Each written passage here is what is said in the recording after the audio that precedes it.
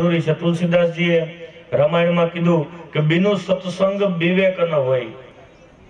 સત્સંગ કર્યા વગર આપણામાં શું ઘટશે? આપણામાં વિવેક નહીં આવે। વિવેક એટલે વિવેક બુદ્ધિ, સાચું શું અને ખોટું શું, મારે શું કરવું જોઈએ શું ન કરવું જોઈએ, એ જ્ઞાનને વિવેક કહેવાય। આવો વિવેક છે ને સત્સંગમાંથી જ મળે છે। એટલે જ કીધું કે બિનુ સત્સંગ વિવેક ન હોય, રામ કૃપા બિનુ સુલભ ન હોય। અને આ સત્સંગ છે એ રામ કૃપા વગર મળતોય નથી। આજે મને સત્સંગ મળ્યો, નારદજી ધન્ય બન્યા, સનકાદી મુનિઓ સુંદર કથા સંભળાવા લાગ્યા। સજલ મૂલ જીન સિરતન તાહી બરખી ગઈ પુનઈ તબહી સાઈ। પેલા તો કથાની ઉત્પત્તિ કીધી કે કથા કેવી રીતે ઉત્પન્ન થઈ, કથાનું મૂળ ક્યાં છે। આપણે આ કથા અત્યારે સાંભળીએ છીએ, પણ આ કથા રૂપી ગંગા ક્યાંથી વહેતી વહેતી આવી એ જાણવું જરૂરી છે। ભગવત કથા ક્યાંથી ઉત્પન્ન થઈ? વૈકુંઠમાં ભગવાન નારાયણના શ્રી મુખેથી। ભગવાન નારાયણે ચતુશ્લોકી ભાગવત, પેલા 4 શ્લોકમાં ભાગવત કીધું, ભગવાને બ્રહ્માજીને આપ્યું। બ્રહ્માજીએ ચતુશ્લોકી ભાગવત એના પુત્ર નારદ મુનિને આપ્યું। નારદ મુનિએ 4 શ્લોકી ભાગવત વ્યાસજીને આપ્યું। અહીંયા સુધી 4 શ્લોકમાં ભાગવત હતું વ્યાસજી સુધી। પછી વ્યાસજીને ભગવાનની પ્રેરણા થઈ, એ 4 શ્લોકમાંથી 18,000 શ્લોકનો વિસ્તાર કર્યો। 4 શ્લોકનો ભાગવતનો વિસ્તાર થયો। 12 સ્કંદ વાળી 335 અધ્યાય વાળી એક વિશાળ સંહિતા બની। પણ વ્યાસજીએ સંહિતા બનાવી ત્યાં વૃદ્ધ થઈ ગયા, થાકી ગયા, કથા ન કહી શક્યા। એટલે એણે એના પુત્ર સુખદેવજીને યોગ્ય જાણી કે ભાગવત ભણાવ્યું। સુખદેવજીએ ભાગવત રાજા પરીક્ષિતને કીધું। પરીક્ષિત અને સુખદેવજીની કથા ગંગાના કિનારા ઉપર થતી હતી। ત્યાં બેસી અને સૂતજીએ સાંભળી। સૂતજી આજે 88,000 ઋષિ મુનિઓને કથા કીધી અને ત્યારની આ કથા ગંગા વહેતી વહેતી વહેતી અહીંયા સુધી પહોંચી છે। આ એક કથા ઉત્પન્ન ક્યાંથી થઈ? ભગવાન નારાયણના મુખમાંથી પહોંચી અહીંયા। કહેવાનો અર્થ કે જેમ ગંગા ક્યારેય અટકતા નથી, અમુક નદીઓ એવી હોય કે કારતક માગસર મહિના સુધી હાલે, બંધ થઈ જાય, પણ અમુક નદી હોય ને એ 12 માસ હાલે, ગંગા જેવી, કારણ કે એનું મૂળ સજળ હોય। એમ શ્રીમદ ભાગવતની કથાનું મૂળ છે ને એ સજળ છે, મજબૂત છે। એટલે કથા રૂપી ગંગા ક્યારેય અટકી નથી। જેમ જેમ કળિયુગ આગળ વધતો જાય એમ ભાગવતની કથા વધતી જાય છે। આ બધા વડીલોને ખબર હોય, અગાઉ ભાગવતની કથા 4-5 વર્ષે માંડ એકાદી વાર થતી। સાંભળ્યું હોય તો રાહ જોવી પડતી કે પરિવારમાં કે આજુબાજુના ગામમાં કોઈ કથા બેસાડે તો મળે। અત્યારે નાનું એવું ગામ હોય તો વર્ષે 2-3 કથા થતી હોય। એનો અર્થ શું થયો કે કળિયુગનો ભલે ગમે તેવો ખરાબ પ્રભાવ છે, પણ સામે ભગવાનની આ વાણીનો પ્રભાવ એવો છે કે દિવસે દિવસે વધે છે। આમ કથાનું ઉત્પત્તિનું સ્થાન કીધું, પછી કથાને ભગવાનના બધા અંગો સાથે સરખાવ્યા અને જ્ઞાન યજ્ઞનો પ્રારંભ કર્યો। શ્રીમદ ભાગવત જ્ઞાન યજ્ઞ કરવાનું સ્થળ હતું આનંદ તટ। નારદ મુનિ શ્રોતા, બીજા બધા ઋષિ મુનિઓ આવ્યા। કોણ કોણ ઋષિ મુનિઓ આવ્યા એ પણ ભાગવતમાં બતાવ્યું। એક શ્લોકમાં બધા ઋષિ મુનિઓના નામ છે। ભૃગુ વશિષ્ઠ ચવનશ્ચ ગૌતમો મેઘાતિથિ દેવરાતો, અનેક ઋષિઓના નામ છે, પણ પેલા વેલા ભૃગુ ઋષિનું નામ છે। આપણને એમ થાય કે આવો ભેદભાવ કેમ કર્યો છે ભાગવતકારે? આવ્યા તો ઘણા બધા, તો ભૃગુ ઋષિનું નામ કેમ પેલા? બીજા બધા ઋષિ પોતાના આશ્રમમાં ખબર પડી કે ગંગાને કિનારે કથા બેસાડી નારદ મુનિએ, એટલે તરત હાલ્યા ગયા। પણ ભૃગુ ઋષિ એક એવા ઋષિ હતા કે રસ્તામાં જે મળ્યા, જેટલા આશ્રમ હતા ને એ બધાઈને લેતા આવ્યા કે હાલો ગંગાને કિનારે ભાગવત કથા બેઠી, તમે હાલો, મારું તો કલ્યાણ થશે, પણ તમારું કલ્યાણ થાય ને એમાંય મને આનંદ થશે। અને એનું નામ જ વૈષ્ણવ, એનું નામ જ શ્રોતા, કે એનું નામ જ ભક્ત કહેવાય। નરસિંહ મહેતાએ એની કવિતામાં કીધું કે તુજ સંગ જો કોઈ વૈષ્ણવ થયો તો તું વૈષ્ણવ સાચો। આપણે એકલા કથા સાંભળીએ અને જ્ઞાન મળી જાય એમ નહીં। આપણે આજુબાજુમાં જે પાડોશી હોય, જાતા ન હોય, તો આવવાટાણે એની જરીક ડેલી ખખડાવાય કે ગામમાં કથા બેઠી, હાલો એક દિવસ તમે લઈ આવશો ને બીજી વાર બોલાવવા નહીં જવા પડે। ભાગવતનો એવો પાવર છે કે બીજે દિવસ તમને બોલાવવા આવશે। એક દિવસ આપણે એને લઈ આવવા પડે, પણ બીજે દિવસે તમને અહીંયા લઈ આવશે। એટલા માટે ભૃગુ ઋષિનું પેલા નામ છે કે અનેક શ્રોતાઓને લેતા આવ્યા કે હાલો ત્યાં દિવ્ય સત્સંગ થવાનો છે. મહાન સંમેલન થયું. શ્રદ્ધ કુમારોએ ભાગવતનું મહાત્મય આગળ વર્ણવો કે ભાગવતનું મહાત્મય કેવું. શ્રવણ કરવા માત્રથી મુક્તિ હાથમાં આવે. ભાગવતનું શ્રવણ કરીએ, કથા સાંભળીએ તો મુક્તિ કરતલે સ્થિતા. કેવી કથા? સદા સેવ્યા શ્રીમદ ભાગવતી કથા યસ્ય સ્મરણ માત્રેણ હરિસ્થિતમ સમાશ્રયે. સદા સેવ્યા રોજ એનું સેવન કરવા જેવી, કાયમી એનું મનન કરવા જેવી એવી ભાગવતની કથા છે કે શ્રવણ માત્રેણ હરિસ્થિતમ સમાશ્રયે. કથા જ્યાં ભાગવત પધારી જાય, કથાનો એક શબ્દ સાંભળીએ કે તરત જ ભગવાન નારાયણ આપણા હૃદયમાં બિરાજી જાય. ભાગવતની જ્યાં પધરામણી થાય અને કથામાં જેટલા લોકો બેઠા હોય ને ત્યાં તરત ભગવાન એના હૃદયમાં બિરાજી જાય. એનું પ્રમાણ શું? અમે આવી વાતો કરી એટલે ઘણા પ્રમાણ માગે કે તમે કહો કથામાં ભગવાન આવે, આમાં દેખાતા તો નથી, પણ એમ ન દેખાય. એની દ્રષ્ટિ હોવી જોઈએ. અનુભવની વસ્તુ છે. ભગવાન છે ને એ જોવાની વસ્તુ નથી. ભગવાન છે એ અનુભવ કરવાની વસ્તુ છે. એનો અનુભવ શું? કે આપણે આડે દિવસે ઘેરે કે બજારમાં બેઠા હોય ત્યારે આપણા મનની કેવી સ્થિતિ હોય, અનેક પ્રકારની ચિંતા ઉપાધિ હોય, અને આ ભાગવતના સમયાણામાં બેઠા હોય ત્યારે મનની કેવી સ્થિતિ હોય, એ બેને સરખાવીએ ને એટલે આપણને ભગવાન દેખાશે. અહીંયા આપણે ભાગવતની સામે બેઠા હોય 3 કલાક, એટલી ઘડી મનમાં કાંઈ ચિંતા ન હોય, કાંઈ ઉપાધિ છે અત્યારે કોઈને, આનંદ જ આવે. ભગવાનની સામે બેઠા હોય એટલે આપણું મન એકદમ પ્રફુલ્લિત રહીએ. જેવા ઘરે જાશું, ડેલીમાં પગ દેશું એટલે અનેક ચિંતા આપણી ઉપર સવાર થઈ જાય. તો અહીંયા કેમ એવો આનંદ આવે? અહીંયા એવો શું ફેરફાર છે? અહીંયા ભાગવત આવ્યું ને, કથા કહેવાની એટલે ભગવાન આપણા હૃદયની અંદર બિરાજી જાય છે. આ એનું પ્રમાણ છે. બાકી જો આમ નજર કરશું તો ક્યાંય દેખાશે તો નહીં. હજી એમ કોઈને પ્રત્યક્ષ નથી મળ્યા, અને મળ્યા એ કોઈ કહેતા નથી કે અહીંયા છે ભગવાન, તમે જોઈ લ્યો. એકમ ભાગવતમ શાસ્ત્રમ મુક્તિદાન અને ગર્જતી. જગતમાં એક જ એવું શાસ્ત્ર છે કે મુક્તિની ગર્જના કરે, ગેરંટી આપે. જેમ માર્કેટમાં જઈએ, સસ્તું શાકભાજી વેચતો હોય એ જોર જોરથી બૂમ પાડતો હોય કે અહીંયા 10નું કિલો છે, અહીંયા 5નું કિલો છે, અહીંયા આવો. એમ ભાગવતે બૂમ પાડે છે, બોલાવે છે કે બીજે બધે ધક્કા ખાવમાં એકવાર મારા ચરણોમાં આવી જાવ, મુક્તિ કરતલે સ્થિતા. મુક્તિ હું તમને હાથમાં આપી દઈ, પણ આવવા જોઈએ. મુક્તિ તો ગર્જના કરે, બોલાવે. સસ્તું છે. આ કળિયુગમાં મુક્તિ મેળવવી આમ તો બહુ અઘરી છે, પણ ભાગવત દ્વારા સરળ છે. સત્સંગ સદા ચાલુ રાખવો પડે. એકવાર કથા સાંભળે કાંઈ ન થાય, વળી સોનક આદિ ઋષિઓ ભાગવતનું મહાત્મ્ય કહેતા કહે છે કે આ જન્મ માત્ર મપીએન સઠેન કિંચિત વિદાય સુખ શાસ્ત્ર કથા ન પીતા. જેણે આખી જિંદગીમાં એકવાર ભાગવતની કથા સાંભળી નથી એ એની માતાને જન્મતાની પીડા દેવા જ આવ્યો એમ સમજવું. આ જન્મ વૃથા ગયો એમ સમજવું. આપણી માતાને જન્મ વખતે જે પીડા થાય એ પીડા દેવા જ આપણો જન્મ થયો એમ સમજવું, જેણે ભાગવતની કથા એકવાર સાંભળી નથી. ચાંડાલ વચ્ચે ખરવદ બદ તેન મિથ્યા સ્વજન્મ જન્મની દુઃખ બાજા. જેને કથાનો શબ્દ જેના કાનમાં ગયો નથી એ ચાંડાલ સમજવો. આવું ભાગવતનું મહાત્મ્ય ગાયું. દુર્લભ એવ કથા લોકે શ્રીમદ ભાગવતો ભવા કોટી જન્મ સમુદ્ધ્યેવ પુણ્યેવ લભ્યતે. ભાગવતનું મહાત્મ્ય કેવું? કોટી કરોડો જન્મનું પુણ્ય ભેગું થાય ત્યારે ભાગવત કથાની પ્રાપ્તિ થાય. એટલે આમ જ્યાં સુખ શાસ્ત્રનો મહિમા આગળ આવેલો, નારદ મુનિ આદિ ઋષિઓ કથા સાંભળે છે કે એવામાં એક ઘટના ઘટી. ગંગાના કિનારે સામેથી એક મંડળ ઓમ નમો ભગવતે વાસુદેવાય નમઃ, ઓમ નમો ભગવતે વાસુદેવાય નમઃ આમ બોલતા બોલતા એક મંડળ આવતું હતું. નારદ મુનિએ જોયું કે અચાનક કોણ આવે છે ધૂન બોલતા બોલતા. નજીક આવીને જોયું તો એ કોણ હતું? ભક્તિ મહારાણી, જ્ઞાન અને વૈરાગ્ય. કથાનો આરંભ થયો ત્યારે ક્યાં હતા ભક્તિ, જ્ઞાન, વૈરાગ્ય? યમુનાના કિનારે હતા. એમાં જ્ઞાન ને વૈરાગ્ય તો બેસુદ હતા. પણ જેવી અહીંયા ગંગાના કિનારે કથા ચાલુ થઈ કે તરત એની અસર યમુનાના કિનારે થઈ.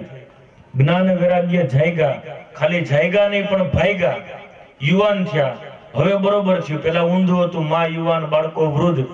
પણ જેવી કથાનો આરંભ થયો કે તરત જ બંને તરુણ બન્યા અને માં યુવાન, એના દીકરા તરુણ અવસ્થામાં આવી ગયા. આવ્યા કે તરત ભગવત સ્મરણ કરતા કરતા ગંગાને કિનારે આવ્યા અને આવી ભક્તિ મહારાણીએ ભાગવતની પ્રદક્ષિણા કરી નમસ્કાર કર્યા. નારદ મુનિ એનું સ્વાગત કર્યું કે પધારો ભક્તિ મહારાણી. ભક્તિ મહારાણી કે પધારું, પણ બેસવું ક્યાં? આસન તો દ્યો. કોઈ માણસ આવે તો આપણે શું કરીએ? ખુરચી દઈએ, આસન પાથરી દઈએ. એમ ભક્તિ આપણા જીવનમાં આવે તો એને આસન દેવું પડે.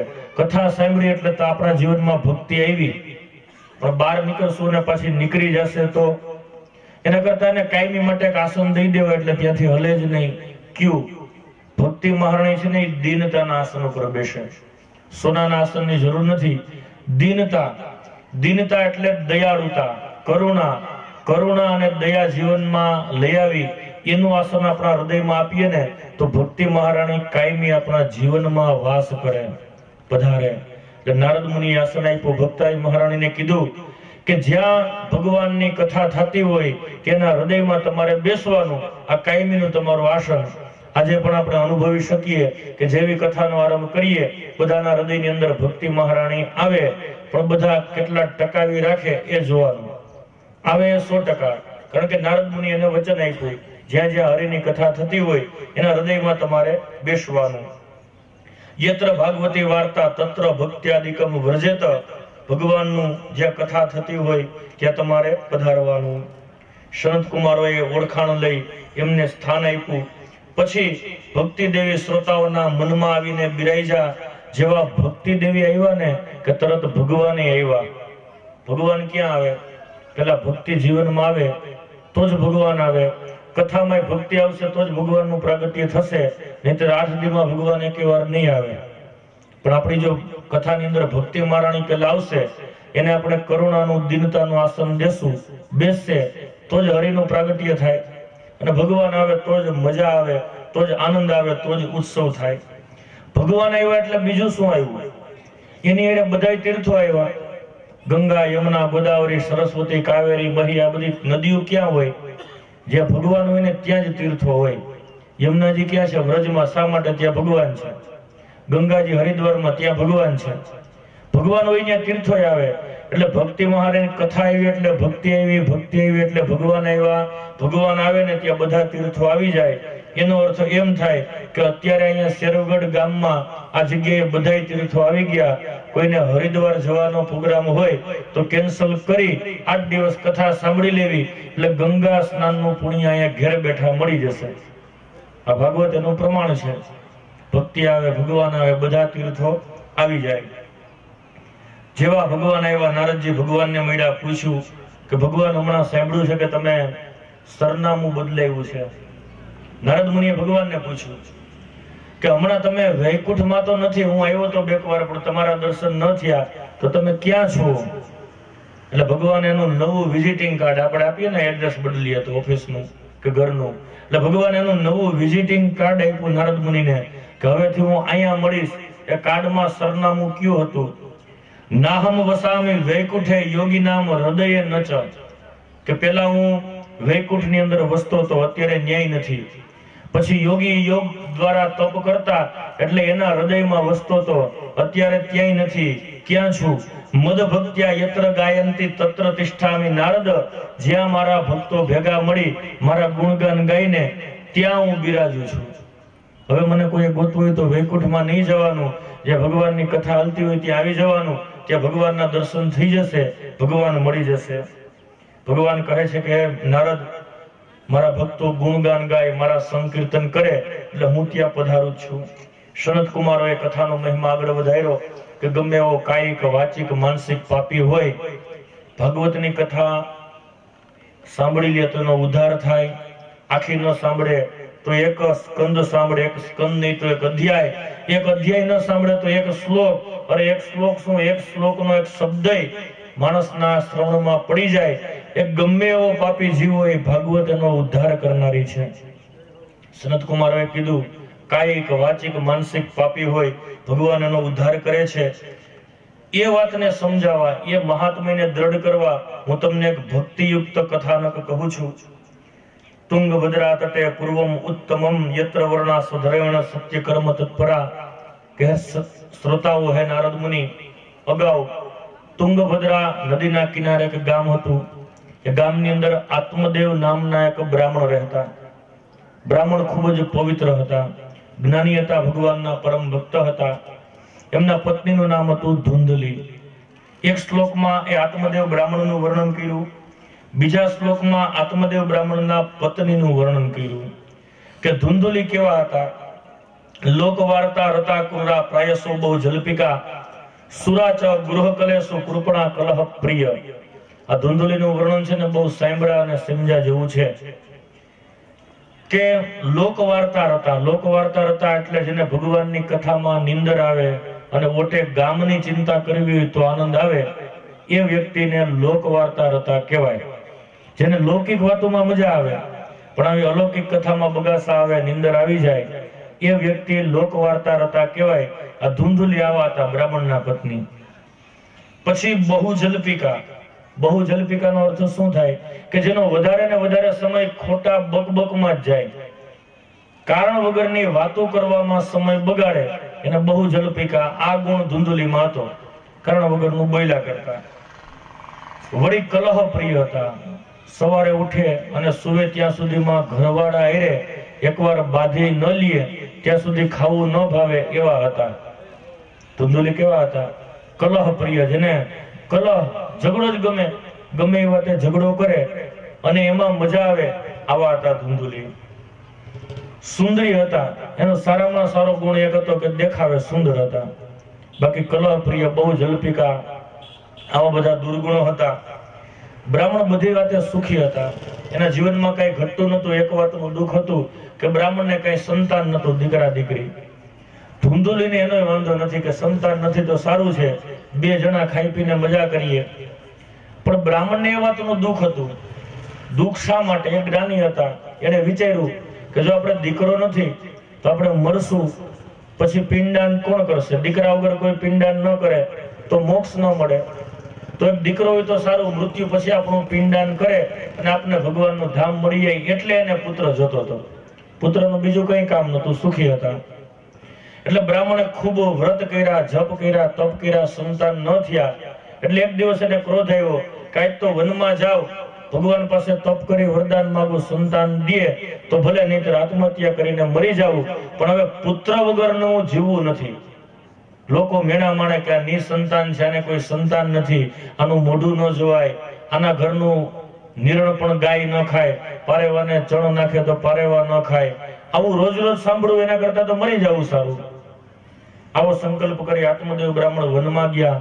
ક્રોધમાં ને ક્રોધમાં કુવાની સામે જોઈ આત્મહત્યા કરવા જાય, એવામાં એક એને સંત મળ્યા. જોયું કે આ બ્રાહ્મણ કે ક્રોધમાં છે.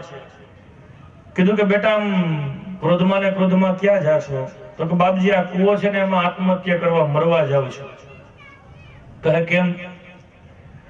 તો કે એ તમારે જાણીને શું કરવું, મારે હવે મરી જ જવું છે, પછી કારણ કહેવાનો કોઈ અર્થ નથી. એટલે સંતે કીધું કે બેટા, તું મને કે કદાચ હું તારી કઈ મદદ કરી શકું. એટલે એને વાત કરી કે બાપજી, બધી વાતે સુખી છું, પણ સંતાન નથી, સંતાન વગર જીવીને શું કરવું, એટલે આત્મહત્યા કરવા આવ્યો છું.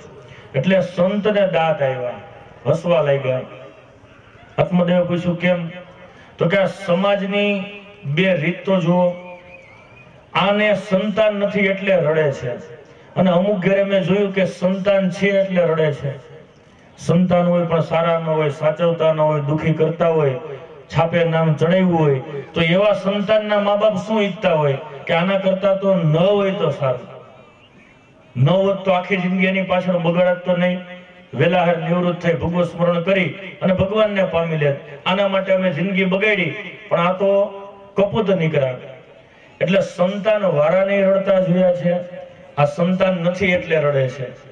તો સમાજની વિષમતા છે. એટલે સંતે દાંત કાઢ્યા. કીધું કે બેટા, તારે સંતાન નથી ને તો તારે તો ભગવાનનો આભાર માનવો જોઈએ. સંતાન હોય તો મોટા કરવા, ભણાવવા, વરાવવા, પહેરાવવા, જિંદગી અડધી જિંદગી તો એમ જ વહી જાય. તો તારા કલ્યાણ માટે તું શું કરી શકે? તો તારે એ જવાબદારી નથી 2 જણા પૂરતું થઈ જાય એટલે બાકીનો સમય ભગવત સ્મરણમાં વિતાવ અને મજા કર. એમાં મરવાની ક્યાં વાત છે? તો કે બાપજી તો તમે ઘર નથી માંડ્યું ને એટલે વાતું આવડે કે ગૃહસ્થાશ્રમીઓને સંતાન ન હોય તો કેવી તકલીફ થાય. એ તો તમારે આગળ પાછળ કઈ છે નહીં, જંગલમાં ફરવું એટલે પોસાય. અમારે સંતાન વગર ના હાલે. કહે કેમ, તારે શું જરૂર છે સંતાનની? તો કે બાપજી મારું મૃત્યુ થાય તો શ્રાદ્ધ કરવું પડે. શ્રાદ્ધ કોણ કરે? છોકરા. છોકરા જ નથી, પિંડાન ન થાય. પિંડાન ન થાય તો મોક્ષ ન મળે.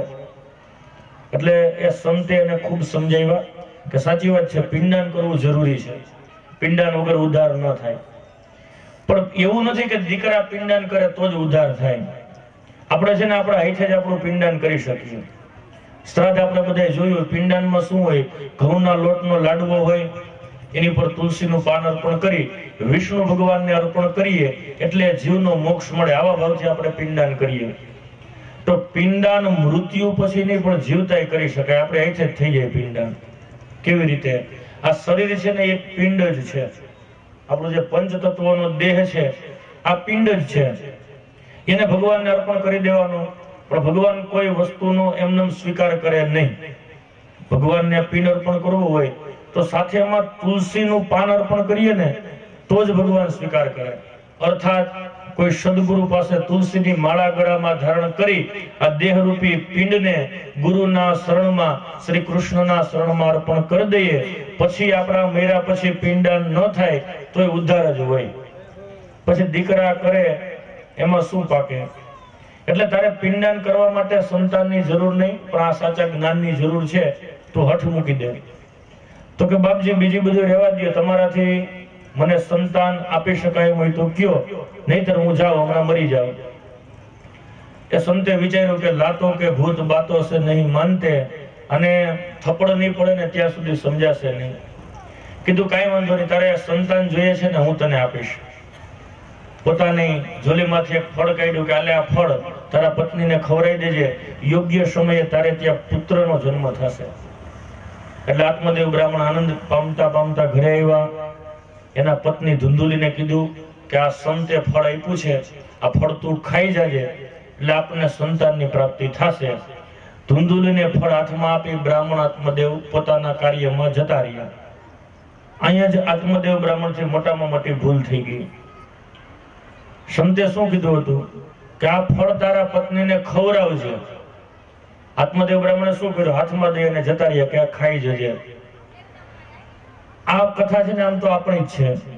આત્મદેવ એટલે આત્મા, ધુંધુલી એટલે આપણી બુદ્ધિ. આપણે એવું કરીએ, કથામાં જે જ્ઞાન મળે ને એ ફળરૂપી જ્ઞાન છે. કથામાં શું કહીએ કે આ ફળ ખવડાવજે, આત્મામાં દ્રઢ કરવું મનમાં. પણ આપણે શું કરીએ? આપણી ધુંધુલી રૂપી બુદ્ધિને આ જ્ઞાન આપી દે કે આ જ્ઞાન ઉતારી લેજે. અને બુદ્ધિનો સ્વભાવ શું છે? તર્ક વિતર્ક કરવો કે જ્ઞાન લેવું કે ન લેવું. અહીંયા ધુંધલી એ જ કર્યું કે આ મારા પતિ ફળ દઈ ગયા તો ખાવું કે ન ખાવું, ખાવું તો ફાયદા શું અને નુકસાન શું, આવી તર્કથી વિચારવા લાગ્યા. એટલે બુદ્ધિ ઉપર છે ને બહુ વિશ્વાસ ન કરવો. જ્ઞાન યોગ્ય લાગે કે આ વાત સાચી છે તો એને પાકી કરી લેવી હૃદયસ્થ. બુદ્ધિ ઉપર તર્ક વિતર્ક કરવા છોડવી નહીં, નહીતર આવું થાય. ધુંધુલીએ વિચાર કર્યો કે અત્યારે મારે સંતાન નથી તો કેવી શાંતિ છે, આપણા પૂરતું કરીને મજા મજા આરામ કરો, ખાઓ પીઓ, હરો ફરો. આ ફળ ખાઓ, ગર્ભવતી થાવ તો એક તો બાળકનો જન્મ થાય ત્યારે કેવી પીડા થાય. એમાં ઘણી સ્ત્રીઓ તો જન્મ દેતી વખતે મૃત્યુ પામે. તો એવો ધંધો શા માટે કરવો જોઈએ? કદાચ ચાલો મૃત્યુ ન થાય, બાળક જીવી જાય, આપણે જીવી જઈએ, તો વર્ષ 2 વર્ષ તો એ બાળક સરખાએ ખાવા પીવા દે નહીં. જે ખાવું હોય ન ખવાય. નાનું બાળક હોય એટલે બેનોને અમુક નિયમો હોય, ખાવું હોય ન ખવાય, જવું હોય ત્યાં જવાય નહીં, હરવા ફરવા. આ ધંધો આપણે કરવો નથી. સુવા ન દે. અને બાળક કદાચ ચાલો 2-5 વર્ષનું થઈ ગયું, મોટું થઈ ગયું, તો સાચવશે કે નહીં સાચવે એની શું જવાબદારી? મોટો થઈને હેરાન કરે તો. એટલે ફળ ખાવું નથી, અને ન ખાવ તો પતિ ને બ્રાહ્મણને જવાબ શું દેવો? સંતની પ્રસાદી નિષ્ફળ તો જાય નહીં. આવો તર્ક વિતર્ક આવેલો. ચિંતામાં હતા એવામાં એના બેન આવ્યા ધુંધુલીના. હવે ધુંધુલીના બેન કેવા હોય આપણે સમજી શકીએ, એનું વર્ણન કરવાની કોઈ જરૂર નથી.